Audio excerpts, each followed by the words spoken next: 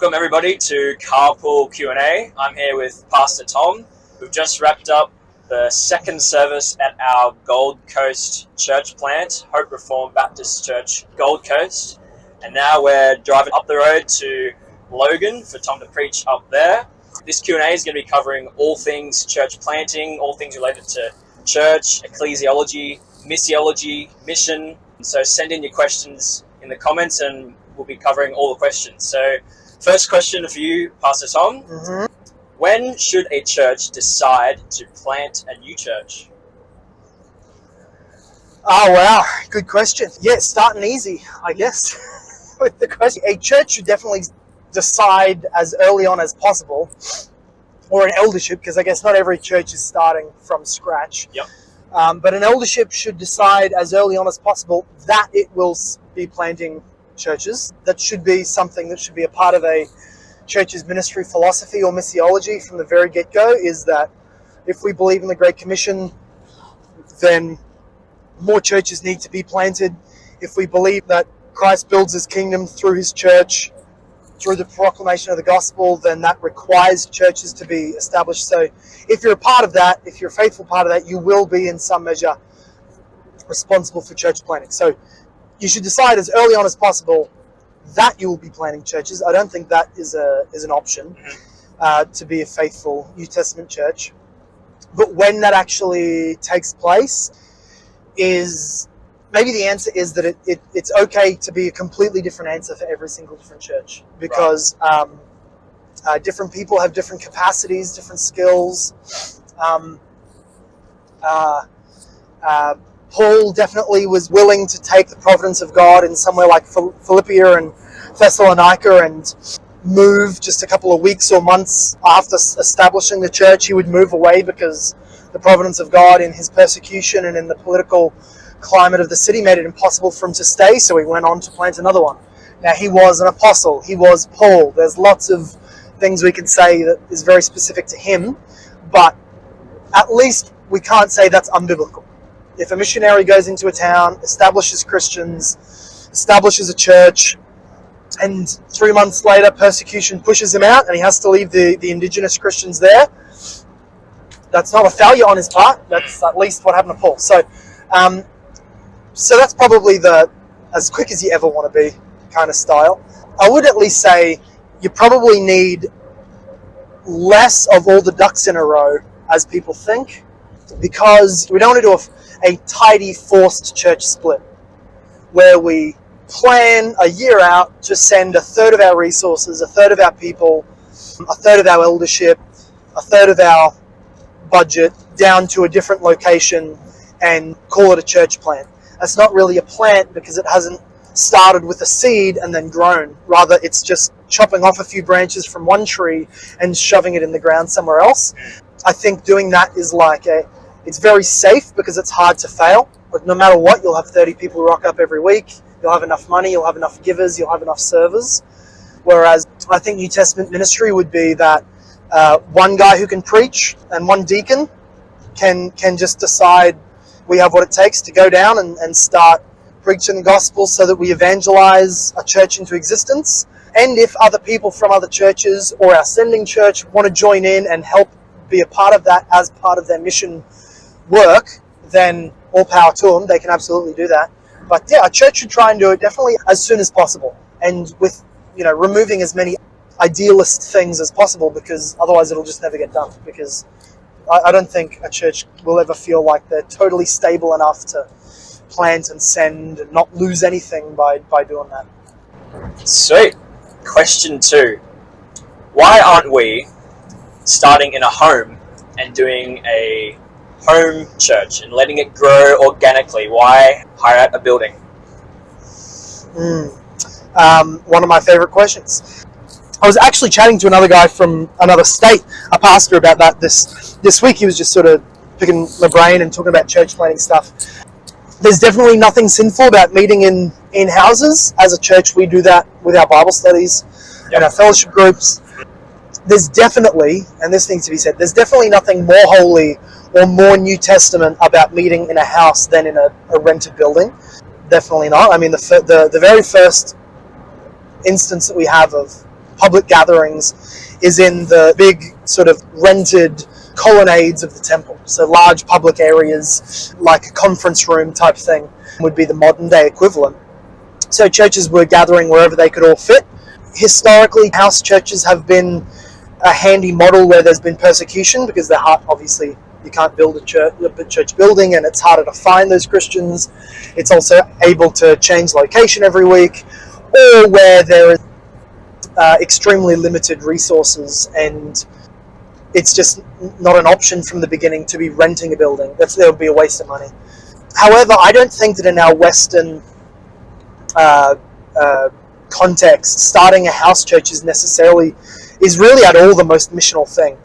In other words, to start in a house simply because you don't want to start in a building, like it feels more spiritual, and that's almost always the reason why people do it. I mean, you can rent a building for $30 an hour. There's no way you don't have $60 in the budget. If you don't have $60, then you're not trusting God enough, or you shouldn't be planning a church. If you've got at least $60, you can rent a public room, and then you've got the ability to publicly advertise it and say, hey guys, come along, community, come along, and it's neutral ground, so people can come and they don't feel like they're walking into people's homes. I think that would be a lower level of commitment to be able to just come to a building room and walk on in. Would be less confronting to a non-Christian or a non-church person than having to come to a person's private residence and walk in and say, hey, I saw the invite, or you staying on the road, Sam? Yep, on the road. Got those markers there for a reason. So why not in a house? Because there's no benefit to doing it in a house. Do we have anything against doing it in a house? Well, not really, but yeah, kind of, because it's not as accessible to people, and I'm always praying and expecting that God's going to bring to us just random people off the street, people who aren't connected to anybody else, right? People who just found us online, and that has, I can say, since I started pastoring back in August 2019, since that day, except for some of our COVID weekends when, it's all very quiet and locked down, there has been a visiting person every single service since August 2019 as an answer to prayer from God. There's never been a single service that I remember that I've been able to look around and go, I've seen everybody here before. Yep. So that's something I think is really important, especially for a church plant, is you want to be able to just have the cleaner walking past the room and go, hey, a song, and walk on in and then hear the gospel and be saved. I want to just leave us as open as possible to the providence of God. And it's not to say that you can't be blessed in a house. And of course, you've got other people who are closer to, your own family members and all that, who are very welcome, who may feel very welcome in a setting like a house church. But I think even more so to the broader general public is if it's in a public setting. Yeah, very good points. Okay, question 3. Why are you, Pastor Tom, the elder of Logan Hope Reformed Baptist Church, preaching at Gold Coast Hope Reformed Baptist Church? If it's a new church, shouldn't it have new eldership? Good stuff. So stay on the road, mate. On the road, it's all good. We're going to die. So I am preaching elder at Hope Reformed Baptist Church Logan in a team of elders with Vic and Keith. And we are, all three of us, elders over the outreach into the Gold Coast, which is our church plant. So we all three remain elders over this venture because it is not its own independent church yet. So that is an option that you could do. I don't think it would be ideally biblical to be in a functional elder over 2 independent churches. I wouldn't believe in that. So I wouldn't want to be sent to the Gold Coast to be the elder of Hope Reformed Baptist Church Logan with its own membership and constitution. They voted me in to be an elder and then also be an elder in another church. I don't believe that's a biblical model. Yep. However, at this point, there is not a critical mass of people at Gold Coast yet to have a membership.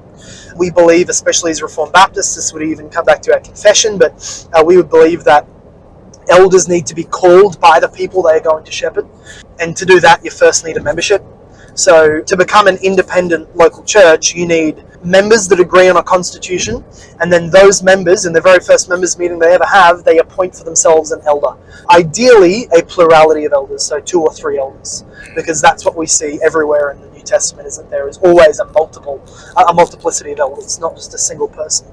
So at the moment what we have is we're in a church plant phase. It's not an independent church. It doesn't have its own membership. It doesn't have its own eldership. I'm not a single elder on the Gold Coast, but Vic and Keith have both been involved in the planning. Keith was here last week. He wasn't here this week. Vic will be here in different weeks. I will continue to carry out my God-given role and gifting, which is teaching. That will continue to be my main thing. So I'll be preaching at both, but the Gold Coast Church plant, in its planting phase, still finds itself underneath the umbrella of eldership of Hope Reformed Baptist Church.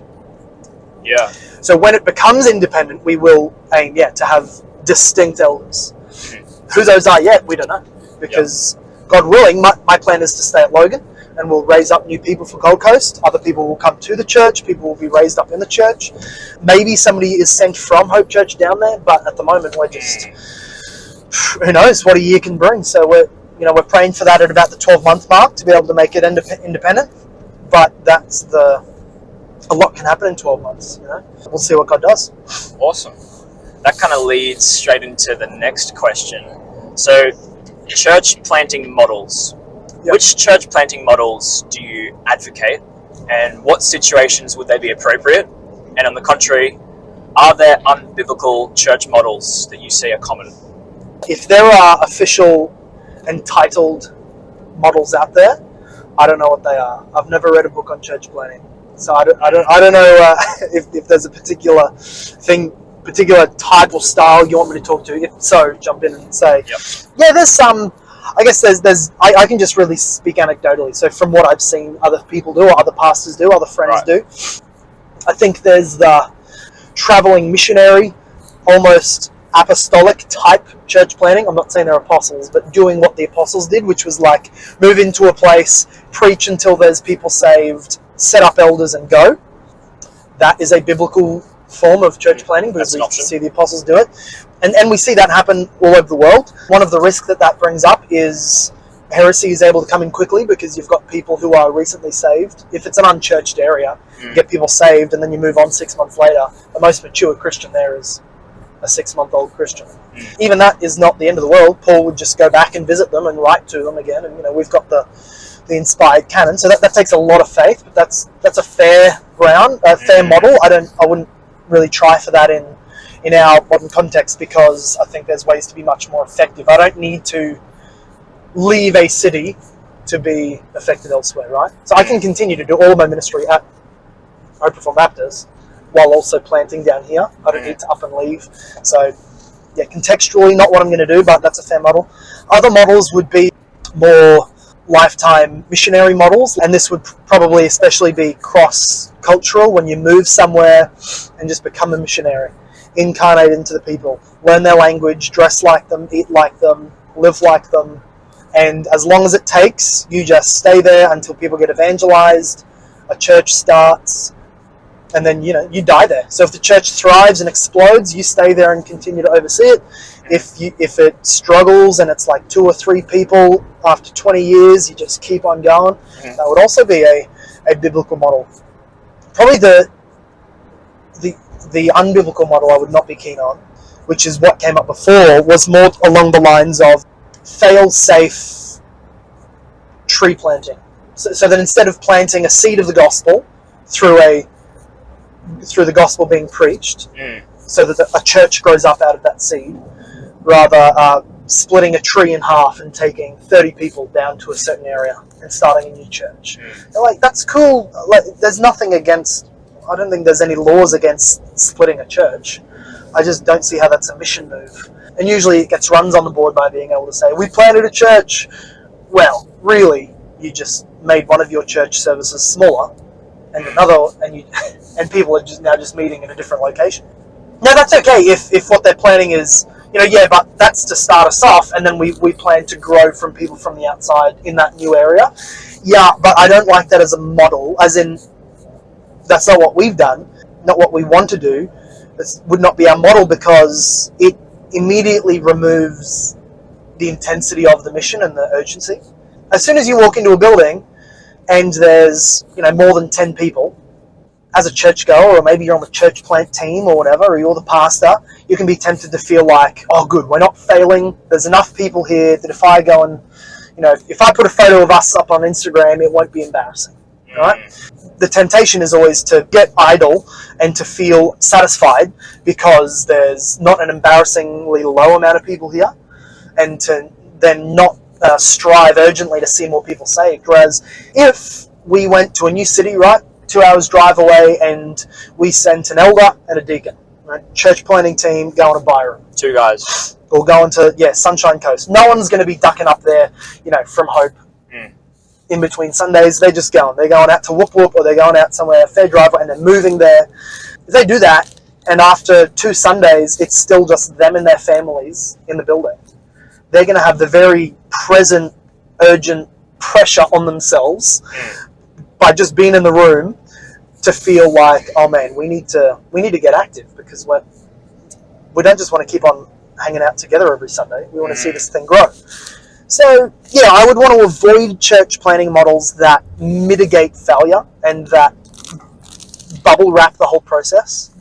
There's some processes that you get so much money from the planting organization, you get so much support from your sending church that no matter what happens, you'll have what you need. You'll have the pastor will have his salary looked out for. And this is a lot of stuff that maybe in the Reformed world we don't like talking about, pragmatic stuff or money or spreadsheets, but the reality is, if somebody feels called to plant a church and after 3 years the church is still just him and his family, he's not merited the church's resources. He shouldn't, he doesn't have the competency or the skills to be taking resources from the church to grow anything, because he's not able to grow from it. And that's how Jesus works. He says, I give you talents, I expect investment. And so sometimes we get a bit uncomfortable at that, because that doesn't feel very grace-based. But a lot of the Christian life is in fact merit-based. It's just that our right standing with God is not merit-based on ours, right? In terms of our merit. Yeah, and sometimes, and the pastor really has to think, is the amount that we're spending, is the amount that we're doing, is the amount of hours that we're exerting, is that worth the amount of inflow that there is? The amount of money that's coming in? Is this sustainable? Like, sometimes it can feel like a not very faithful thing to ask, but you have to ask about mission sustainability. Unless you're willing to be like Paul and work full time and totally fund yourself and then pay for everybody else with you and look after the church, you have to ask, is this sustainable? So yeah, anything that bubble wraps the process so that the church planter cannot fail no matter what, I don't like that model. I really just want somebody with real leadership to just step out. Whoever wants to help him helps him out. But, it's God ultimately who is his employer. It's God ultimately who has made him an overseer and a preacher. And so that should be evident in the model. Oh, there we go. That is a much better idea. Just something you've said there. You've mentioned sending out an elder with a deacon. Is there a reason you say elder and deacon? Can you just send out an elder, send out 2 elders? Is there an intentionality with that language? Yeah, well, again, it's pragmatic. It would be what is both biblical and would work. So if you send out 2 elders, you've got 2 people who, according to Scripture, they can both say, it is not given to us, according to Acts 6, it is not given to us to wait tables. I must be taken up in the Word of God and prayer. That's what the apostles said. And that's why they brought Foord deacons in the first place in Acts 6. So, okay, but in a church, you need somebody to wait tables. You need somebody to do the admin. You need somebody to set up the chairs.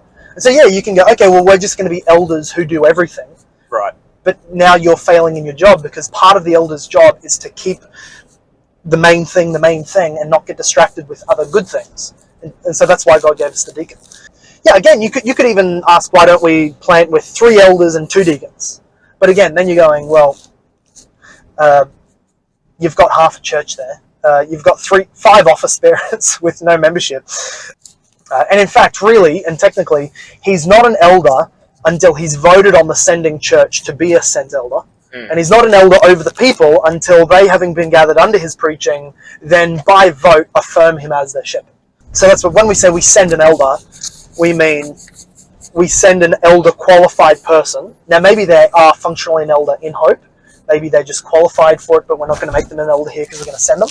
And so they'll be a sent elder or a sent elder qualified person. And then they might be an actual deacon or just a deacon qualified person who'll do the role of a deacon. Yeah, so it's functional, but he can focus on the praying, the preaching, the teaching ministry, the Bible studies, the counseling, the dealing with lost souls, and the deacon can deal with all of the practical stuff, and then while also seeking as much as he possibly can to be doing the work of the ministry, the work of the evangelist. Very good. Okay, last question before we're about 2 minutes from church. What is the vision looking ahead for Hope Reformed Baptist Church Gold Coast, and what are some prayer points for the church plant as we head out? My vision for Hope is that we would plant 5 churches in 10 years, and that each church that we plant seeks to do the same. So my model, as we've already been discussing, as is evident through Gold Coast, is I will plant a satellite church around Hope Reformed Baptist Church. That is somewhere that I can drive to in between services and start off. And then within 12 months to 2 years, the absolute maximum, but hopefully around the 12-month mark, I can give off to qualified men that we've trained up, so that that's now an independent church. And then I can do that again in the next 2-year period, somewhere else, half an hour to 45 minutes away from church. The aim would then be that those other churches do the same. So within their first 2 years, they are reaching out somewhere to send one of their elders to do 2 services a day, planting a satellite church. Once that becomes independent, he stays, or they raise up new people out there. And I think that there is much need for that. You know, we're not big EVA, big institutional, lots of money or big institutions that we're resting on. We're just very grassroots, and that's how we like it. I think that's the key and one of the secrets to the future of the Reformed Church in Australia. And so that's what people can be praying for. Elder qualified men to be raised up and to come to Hope Gold Coast. And then, of course, looking into the future, people who can also plant out from Hope Gold Coast within our first 2 years, so that she can continue on the vision that we have begun on from Hope. And there we have it. We just pulled up. Amazing. And we made it. We did. You're driving, you did not kill us. Praise God.